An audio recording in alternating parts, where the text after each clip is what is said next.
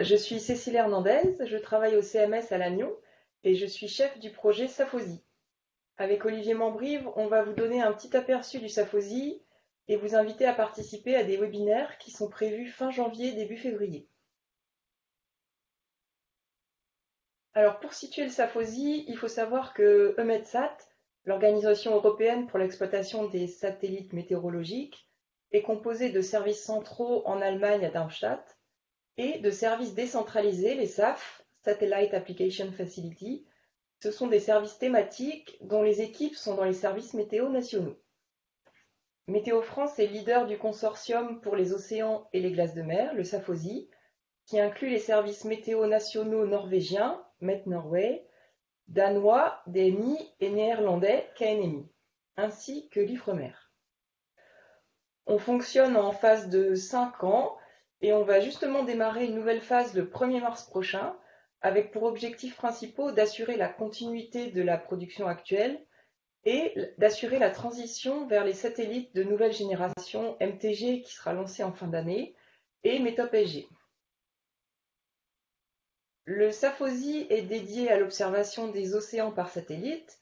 C'est un fournisseur opérationnel de paramètres clés de l'interface océan-atmosphère. Il est organisé en 3 centres, chaque centre étant en charge de la recherche, du développement et de la production opérationnelle de certains produits. L'Institut néerlandais est spécialisé dans les vecteurs vent à la surface des océans à partir des données des diffusiomètres. Les instituts norvégiens et danois travaillent sur les hautes latitudes, en particulier sur la banquise. Et à Météo France, plus précisément sur le site de Lannion, on est spécialisé dans la température de surface de la mer à toutes les latitudes.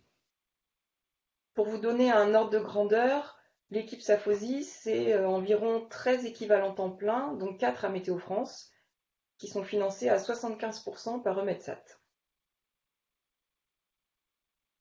Les différents produits diffusés par le SAFOSI sont donc, comme Cécile vient de vous le présenter, les vents à la surface des océans, la température de surface de la mer, des flux radiatifs ainsi que différents paramètres de glace de mer, tels que la concentration, les bordures, le type ou la dérive de la banquise. Les produits répondent aux besoins en variables océaniques climatiques essentielles. Ce sont principalement des données en temps réel à vocation opérationnelle, mais le SAFOSI réalise également depuis peu des retraitements de séries climatiques. Différents instruments satellites sont utilisés pour produire les différentes données. Pour les vents, les données sont issues de diffusiomètres. Les données actuelles sont issues des instruments ASCAT sur les séries de satellites METOP ou encore HSCAT sur les satellites chinois HY2B, HY2C. Et des séries climatiques sont disponibles depuis les premières missions de diffusiomètres dans les années 90. La température de surface de la mer, elle, est déterminée à partir des satellites géostationnaires Météosat en 0 degré ou encore le satellite géostationnaire américain GUES-Est, ainsi que depuis les imageurs des satellites défilants des séries METOP et NOAA. Dans le cadre du SAFOSI, on retraite aussi la température de surface de la mer depuis Météosat seconde génération dans les années 2000. Les paramètres de glace de mer, eux, sont mesurés par une combinaison d'imageurs micro-ondes et de diffusiomètres. Des retraitements de séries climatiques sont accessibles pour la concentration de glace de mer depuis 1979. Ces différents produits sont utilisés par la communauté météorologique pour la prévision immédiate, mais également pour la prévision numérique du temps, ainsi que par la communauté océanographique internationale. Le site web du SAFOSI permet d'accéder à un catalogue qui renseigne les différentes caractéristiques individuelles de chaque produit, la disponibilité du produit, la projection, le satellite, le type d'instrument utilisé ou encore la documentation associée à chacun des produits. Par exemple, on voit maintenant à l'écran l'exemple des températures de surface de la mer.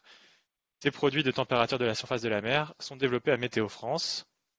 Les activités de recherche et développement sur ce produit sont confiées à l'équipe Océan du CNRM-CEMS sur le site de Lannion. Il s'agit d'une équipe spécialiste de la température de surface de la mer mesurée par télédétection. Ces données sont validées par l'équipe CMS-Prod en utilisant les mesures du réseau mondial de bouées dérivantes.